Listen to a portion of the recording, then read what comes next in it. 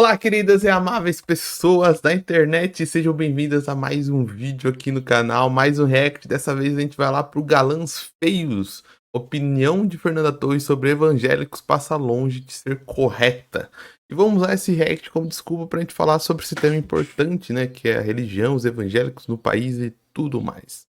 Fernanda Torres foi lá no Roda Viva e teve uma série de cortes, né? E uma dessas cortes ela falou sobre uma opinião antiga que ela tinha sobre crentes, né?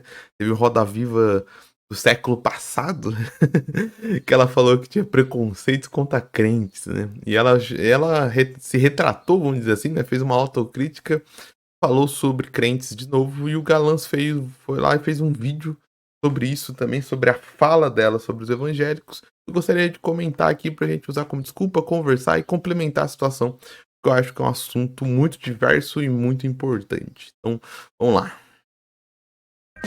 Fala, seus mal diagramados, o perfil do Twitter Cordões do Tráfico RJ, que conta com mais de 70 mil seguidores, se especializou em fotos de joias caríssimas de traficantes do Rio de Janeiro, entre escudos do Vasco da Gama e armaduras do Homem de Ferro talhadas em ouro puro e cravejadas com pedras preciosas. É recorrente a presença de cordões com temáticas religiosas, em especial evangélica. Tem bracelete com estrela de Davi, cordão de 5 quilos com a mensagem Jesus é o dono do lugar e o onipresente Deus é fiel. O pesquisador Bruno Paes Manso, em seu último livro A Fé e o Fuzil, explora relações entre religião, crime e periferia. Nas palavras dele, esses traficantes evangélicos usam a religião para tentar legitimar sua autoridade na esfera pública. A violência e a ilegalidade podem até se justificar, desde que feitas na defesa do bem, respaldadas pelas leis divinas, conforme a interpretação de um pastor disposto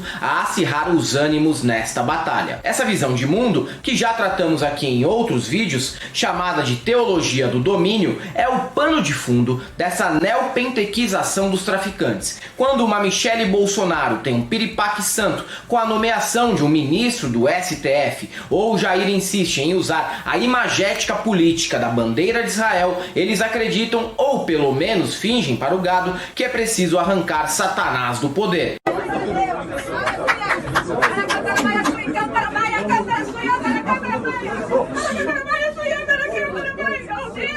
O Estado e os Além de ter todas as vezes que eles falaram sobre isso, né? Sobre o mal estava aqui, sobre a luta do bem contra o mal. É uma outra visão teológica, que é a questão da batalha espiritual, né? De que está existindo uma batalha espiritual dentro do plano material entre o bem e o mal, entre santos e potestades e tudo mais. Além da questão da teologia do domínio, tem muito essa visão da batalha espiritual, né?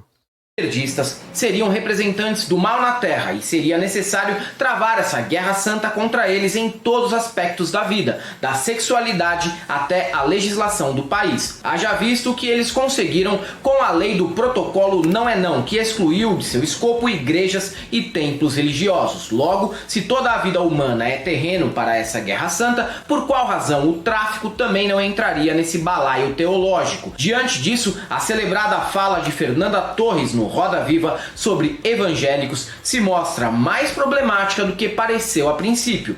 Ok, é uma projaquiana e muitas pessoas acharam sua perspectiva profunda e bem embasada. Claro, se sua referência para a celebridade for a Andressa Urach ou a não Pistolinha, aí tudo bem. No Twitter, o jornalista e antropólogo Matheus de Moura demonstrou alguns limites e contradições da fala de Fernanda. Matheus, também conhecido como Teteu, vai no centro do nosso problema com a expansão dos evangélicos. Eles trouxeram tudo o que há de pior no reforço da perspectiva colonialista do cristianismo ocidentalizado. E por mais que Fernanda clame por um evangelismo sincrético, ele já existe e está na raiz do sucesso dos neopentec no Brasil. Abre aspas. O boom dos crentes se deu mesmo graças à Universal levar para o neopentecostal a incorporação das religiões afro. A possessão dos cultos é basicamente a demonização das as entidades da macumba, disse Teteu. Esse sincretismo serviu tão somente como mais um elemento na teologia do domínio, na qual as práticas religiosas não evangélicas são demonizadas e desrespeitadas. Não é só chute em santa, é ataque a terreiros e seus integrantes. Outro ponto.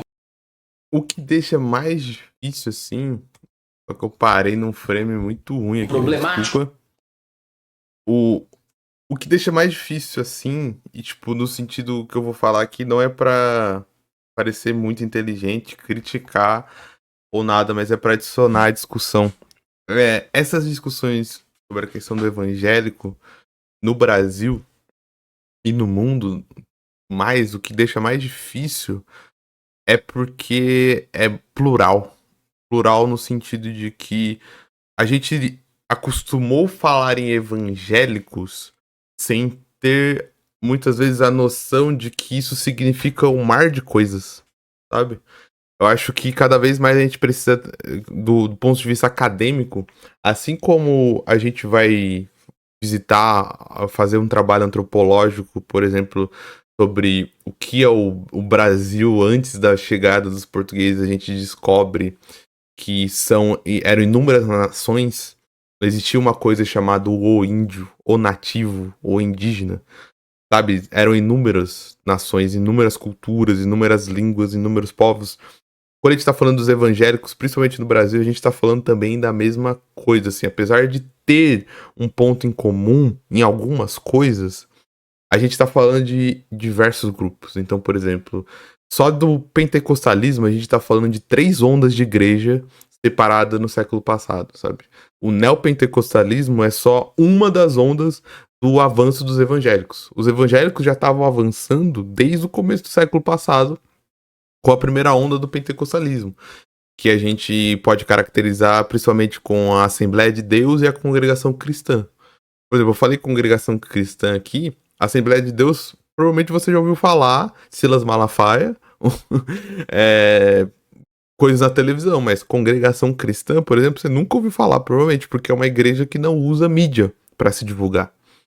Aí tem a segunda onda do pentecostalismo, a gente tem, por exemplo, Deus e Amor, uma igreja que não é muito falada, que dentro do mainstream que a gente discute, já não é muito falada.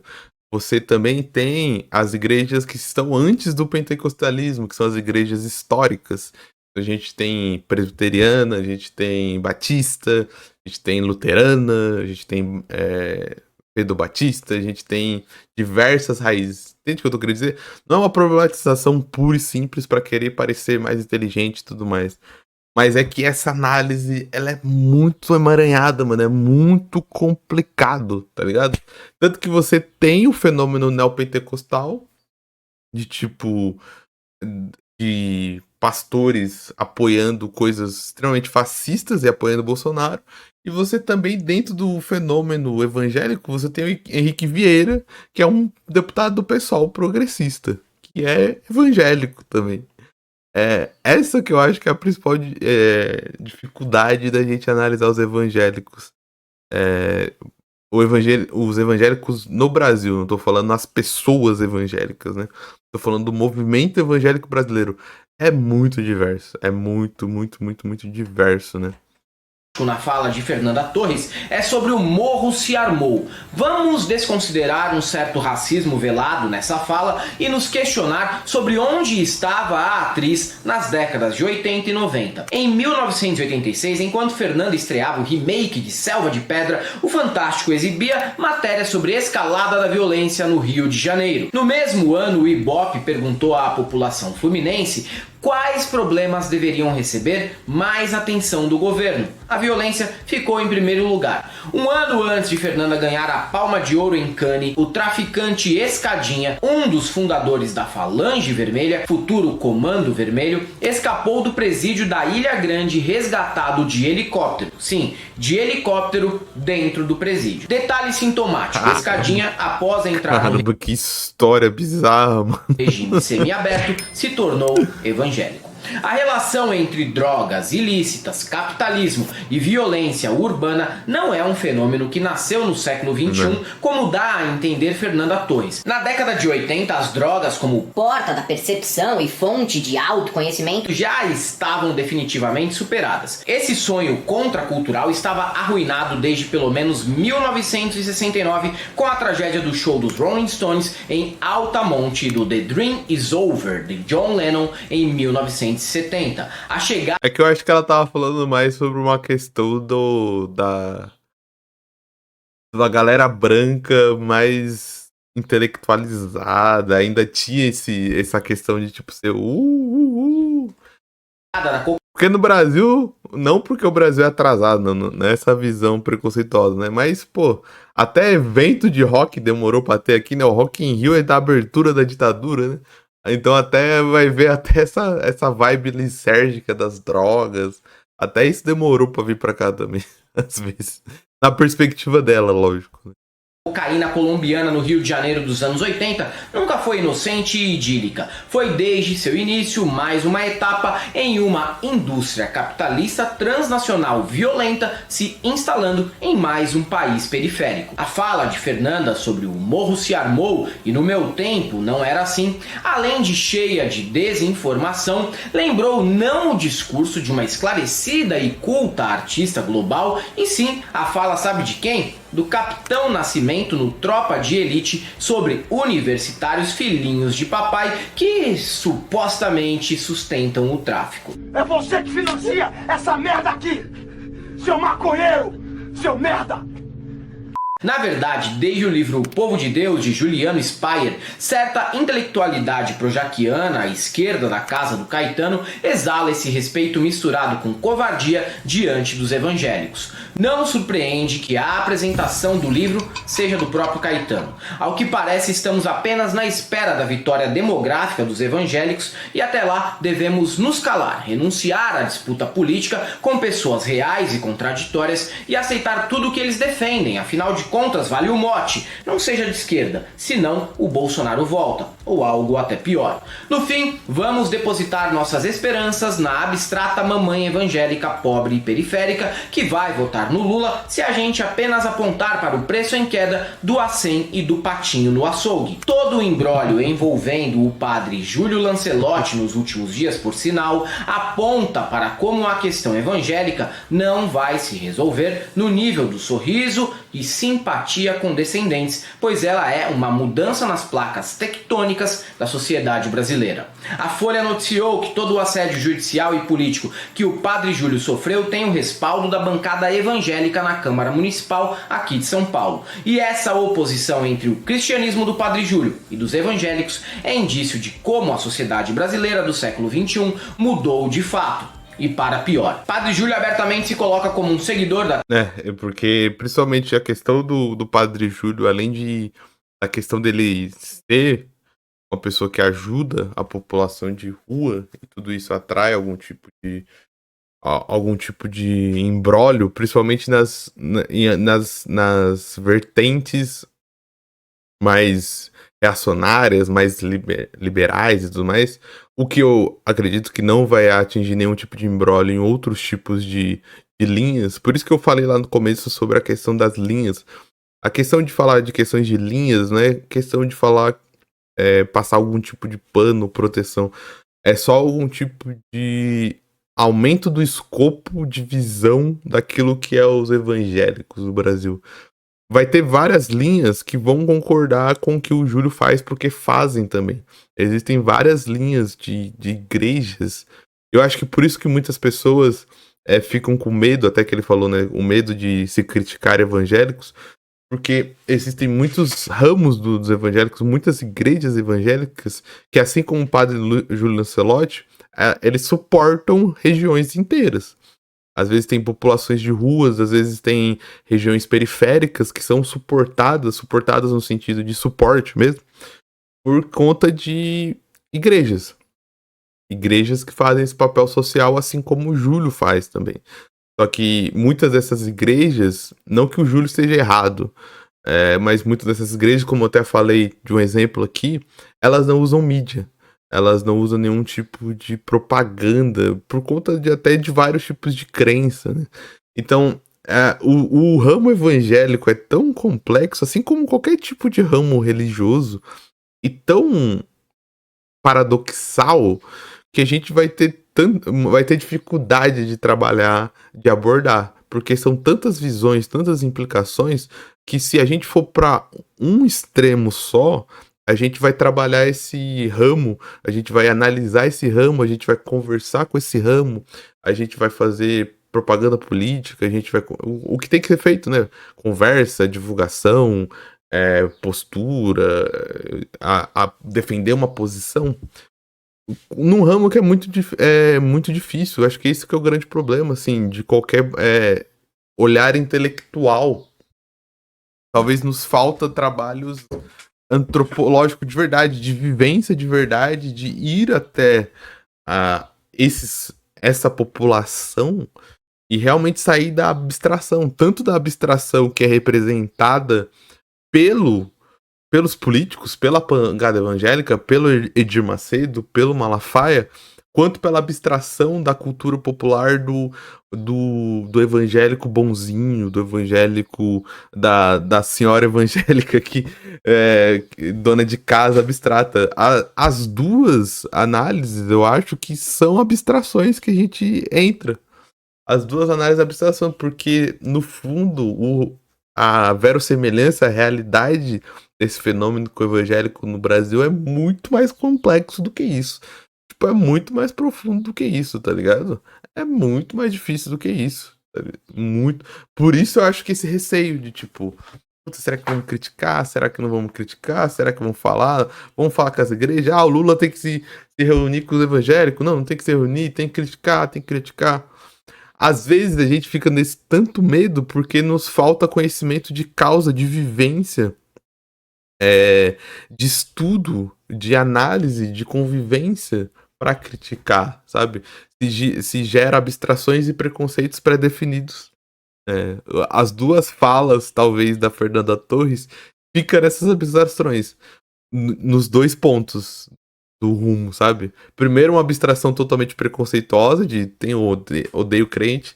Depois, uma abstração de não vamos criticar, tudo bem, quero uma religião sincrética e tudo mais. O meio do caminho que é difícil de achar.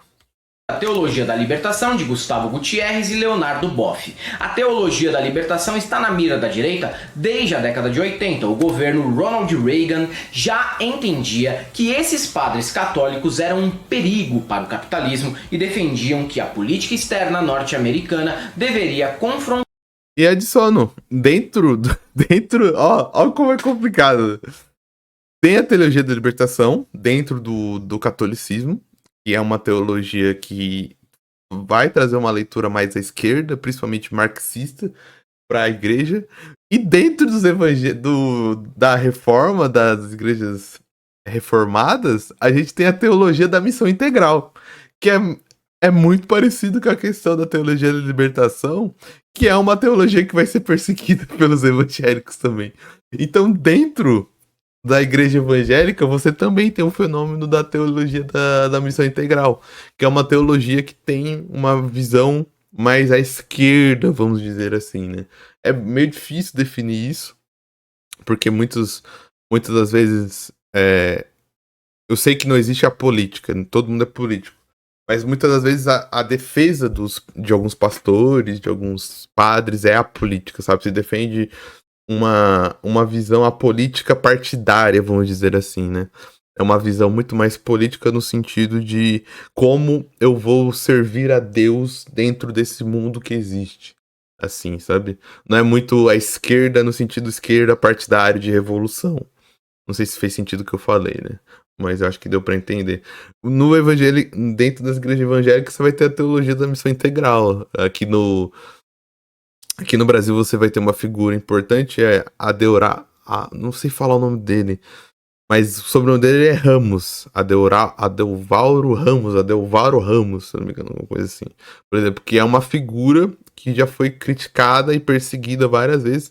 Não tô falando que ele seja uma boa pessoa, não tô falando que ele seja santo, Mas, por exemplo, estar associado aos movimentos mais à esquerda no Brasil, políticos à esquerda. Tipo, tem pessoas que têm até, dentro do ramo evangélico, até vergonha de falar que gosta da teologia da missão integral, é defensor da teologia da missão integral, tudo mais. Confrontá-los. Para eles, a teologia da libertação era apenas uma estratégia cubano-soviética para subverter o hemisfério. Os próprios evangélicos gringos partiram para o ataque em conjunto com Reagan. O reverendo David Chilton, um dos formuladores da teologia do domínio, afirmava que o objetivo cristão para o mundo é o desenvolvimento universal de repúblicas teocráticas bíblicas, nas quais todas as áreas da vida sejam redimidas e colocadas sob o senhorio de Jesus Cristo e o governo da lei de Deus. Para ele, a pobreza, que seria um fetiche da teologia da libertação, era resultado do controle de Deus sobre culturas pagãs. Elas devem passar tanto tempo cuidando de sua sobrevivência que serão incapazes de exercer domínio ímpio sobre a terra. Olha que interessante, o cara praticamente antecipou em décadas o discurso oficial de taxistas, ubeiros e cabaços do MBL. Mera coincidência?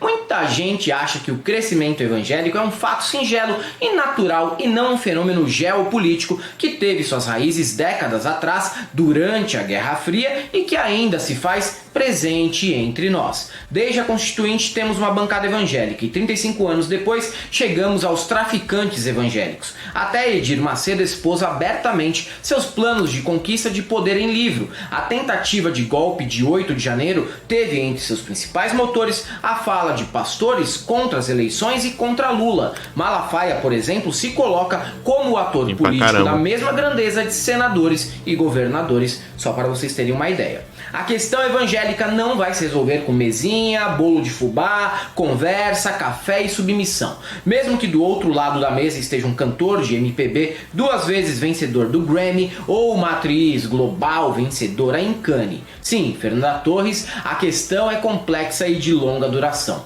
E não vai se solucionar usando o método Michael Jackson de resolução de conflitos. É isso aí, galera. Para quem gosta do nosso canal, Do Michael Jackson de resolução de conflito. Nós temos nosso apoio, seja membro Pix e Conta Jurídica, caso vocês queiram, e possa fazer uma colaboração para que a gente continue por aqui produzindo conteúdo. Além do YouTube, estamos presentes também no Facebook, no Instagram, no TikTok e no Twitter. Sigam a gente por lá. Não deixem de conhecer nossas novas camisetas no site da El Cabriton e o nosso curso no ICL, o Instituto Conhecimento Liberta. E para todos aqueles que são condescendentes e não querem disputar essa pauta, só temos uma coisa para te dizer: não passarão. Muito bom vídeo do Galãs Feios. Se inscreva no canal, curta, siga lá o Galãs Feios, eles fazem vídeo muito bom sobre o assunto. Espero ter podido... Nossa, até gaguejei. Espero ter podido, que fala? Não sei.